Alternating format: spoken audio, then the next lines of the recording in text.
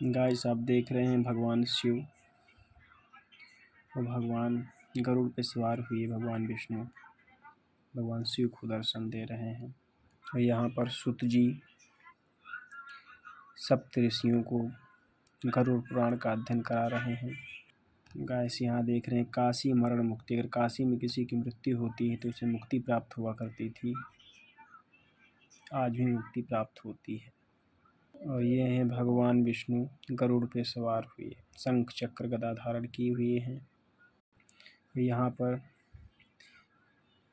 तीनों ही देवता संपूर्ण रूप से विद्यमान हैं, ब्रह्मा विष्णु महेश। आप देख रहे हैं कि पहले ब्रह्मा हैं, फिर महेश, फिर विष्णु। आप यहाँ देख रहे हैं आदि अनंत के स्वामी भगवान श्री कृष्ण सच्चिदानंद स्वरूप विद्यमान है। और आप यहाँ देख रहे हैं काम, क्रोध, लोभ,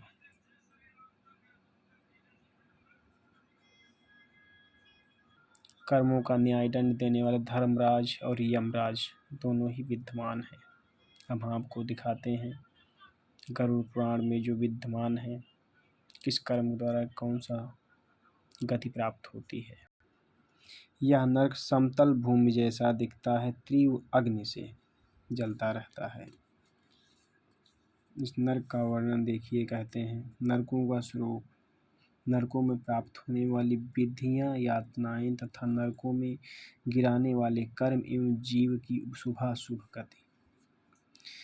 श्री सुत जी ने कहा, पूछे गए प्रश्नों का सम्यक उत्तर सुनकर पक्षीराज गरुड़ अतिशय आदाहित हो भगवान विष्णु से नरकों के स्वरूप को जानने की इच्छा प्रकट की। गरुड़ ने कहा, हे उपेंद्र, आप मुझे उन नरकों का स्वरूप और भेद बताएं जिनमें जाकर पापी जन अत्यधिक दुख भोगते हैं। श्री भगवान ने कहा, हे अरुण के छोटे भाई गरुड़, नरक तो हजारों की संख्या में, सभी को विस्तृत रूप से बताना संभव नहीं है, अतः मैं मुख्य नरकों को बता रहा हूँ। हे पक्षीराज, तुम मुझसे यह जान लो कि रौरव नरक नामक नरक अन्य सभी की अपेक्षा प्रधान है। झूठी गवाही देने वाला और झूठ बोलने वाला व्यक्ति रौरव नरक में जाता है। इसका विस्तार 2000 योजन है। जांघ भर की गहराई में वहाँ दुस्तर गड्ढा है। दहकते हुए अंगारों से भरा हुआ वह गड्ढा पृथ्वी के समान बराबर है। वहाँ की भूमि में तपंगांग जैसी, उसमें यम के दूत पापियों को डाल देते हैं। उस जलती हुई अग्नि से संतप्त होकर पापी उसी में इधर उधर भागता है। उसके पैर में छाले पड़ जाते हैं जो फूट कर बहने लगते हैं। दिन रात उसके पैर में छाले पड़ जाते हैं जो फूट कर बहने लगते हैं। रात दिन वह पापी वहाँ पैर उठा उठा कर चलता है। इस प्रकार वह जब 1000 योजन उस नरक का विस्तार पार कर लेता है, तब उसे पाप की शुद्धि के लिए उसी प्रकार के दूसरे नरक में भेजा जाता है। हे पक्षिन, इस प्रकार मैंने तुम्हें रौरव नामक प्रथम नरक की बात बता दी। अब तुम महारौरव नामक नरक की बात सुनो। यह नरक 5000 योजन में फैला हुआ है। वहाँ की भूमि तांबे के समान वर्ण वाली है। उसके नीचे अग्नि जलती रहती है। वह भूमि विद्युत प्रभा के समान कांतिमान, देखने में वह पापीजनों को महाभयंकर प्रतीत होती है। यमदूत पापी व्यक्ति के हाथ पैर बांधकर उसे उसी में लुढ़का देते हैं। वह लुढ़कता हुआ चला जाता है। मार्ग में कौवा, बगुला, भेड़िया, उल्लूक, मच्छर और बिच्छू आदि जीवजंतु क्रोधातुर होकर उसे खाने के लिए तत्पर रहते हैं। वह उस जलती हुई भूमि एवं भयंकर जीव जंतुओं के आक्रमण से इतना संतप्त हो जाता है कि उसकी बुद्धि भी भ्रष्ट हो जाती है। वह घबरा कर चिल्लाने लगता है तथा बार बार उस कष्ट से बेचैन हो उठता है। उसको वहाँ कहीं पर भी शांति नहीं प्राप्त होती है। इस प्रकार उस नरक लोक के कष्ट भोगते हुए पापी के जब हजारों वर्ष बीत जाते हैं, तब कहीं जाकर मुक्ति प्राप्त होती है। इसके बाद जो नरक है उसका नाम अतिशीत एवं वह स्वभावतः अत्यंत शीतल है। महारौरव नरक के समान ही उसका भी विस्तार बहुत लंबा है। वह गहन अंधकार से व्यप्त रहता है। असह्य कष्ट देने वाले यमदूतों द्वारा पापी जन लाकर यहाँ बांध दिए जाते हैं, अतः वे एक दूसरे का आलिंगन करके वहाँ की भयंकर ठंडक से बचने का प्रयास करते हैं।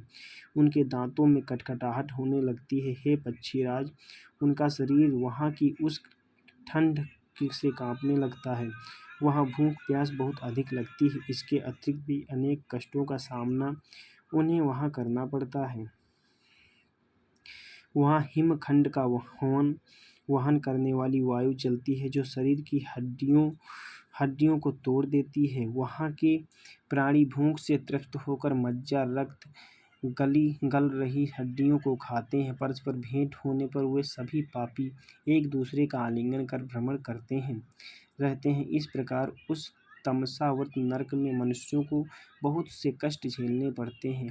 हे पक्षी श्रेष्ठ, जो व्यक्ति अनन्य असंख्य पाप करता है वह इस नरक में अतिरिक्त निकृतन नामक नाम से प्रसिद्ध दूसरे नरक में जाता है।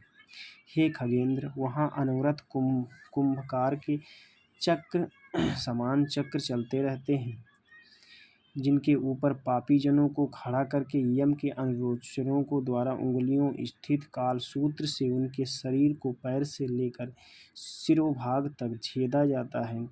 फिर उनका प्राण शांत नहीं होता। इसमें शरीर के सैकड़ों भाग टूट टूट कर छिन्न भिन्न हो जाते हैं और पुनः इकट्ठे हो जाते हैं। इस प्रकार यमदूत पाप कर्मियों को वहाँ हजारों वर्ष तक चक्कर लगवाते रहते हैं। जब सभी पापों का विनाश हो जाता है तब कहीं जाकर उन्हें उस नरक से मुक्ति प्राप्त होती है। अप्रतिष्ठ नामक एक अन्य नरक है। वह जाने वाले प्राणी असह्य दुख भोगते हैं। वहाँ पाप कर्मियों के दुख हेतु चक्र और रहट है। गाइस, इस अप्रतिष्ठ नामक नरक का वर्णन हम कल करेंगे।